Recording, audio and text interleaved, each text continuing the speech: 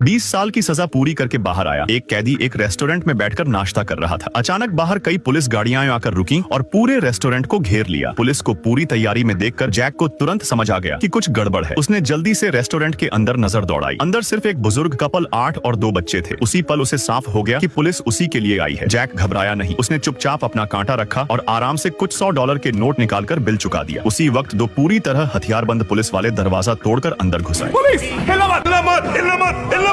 चलो अपनी जगह से उठ के बाहर आओ, बिल्कुल आराम से।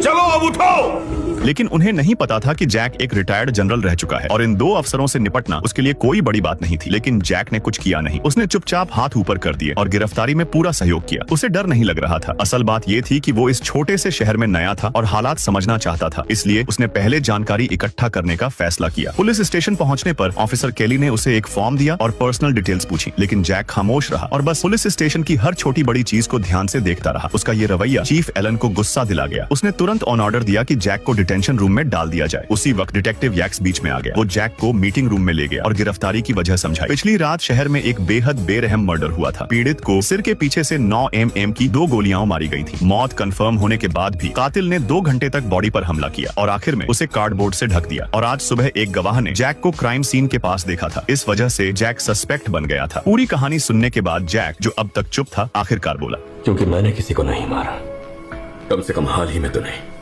इस शहर में तो बिल्कुल नहीं। यैक्स की बातों से उसने कई डिटेल्स खुद ही जोड़ ली। 3 लोगों ने इस आदमी को मारा है। समझाओ मुझे। हत्यारे को बंदूकों की अच्छी जानकारी थी। गोलियां छोटी कैलिबर 9 mm 95 ग्रेन की थी, जो सबसोनिक है। उसने साइलेंसर यूज किया। यैक्स उसकी सोच से प्रभावित तो हुआ, लेकिन ये सवाल बना रहा कि वो वहाँ कर क्या रहा था। जैक ने बताया कि वो आज सुबह ही बस स्टेशन पहुंचा था और एक अंधे ब्लूज सिंगर को श्रद्धांजलि देने इस शहर आया था। लेकिन पुलिस को उसके पास सिर्फ एक टूथब्रश, एक फ्रेंच मेडल और $200 मिले थे। इतना कम सामान लेकर 800 किलोमीटर का सफर। किसी को उसकी बात पर यकीन नहीं हुआ। कोई LIB न होने की वजह से यैक्स ने उसे लॉकअप में ही रखने का फैसला किया। तभी केस में अचानक मोड़ आ गया। मरे हुए आदमी के जूते के नीचे कुछ नंबर मिले। उस नंबर को ट्रेस करने पर वो पॉल तक पहुंचे, जो एक बैंक एग्जीक्यूटिव था। ये अच्छे कपड़ों में रहने वाला आदमी पहले अकड़ में बोला कि उसे कुछ नहीं पता, लेकिन जैसे ही उसने खिड़की के बाहर एक काली गाड़ी देखी, उसका चेहरा बदल गया। पुलिस कुछ बोल पाती उससे पहले ही वो घबरा गया और बोला, मैंने किया। मैंने उससे मारा है। वो मैं ही था।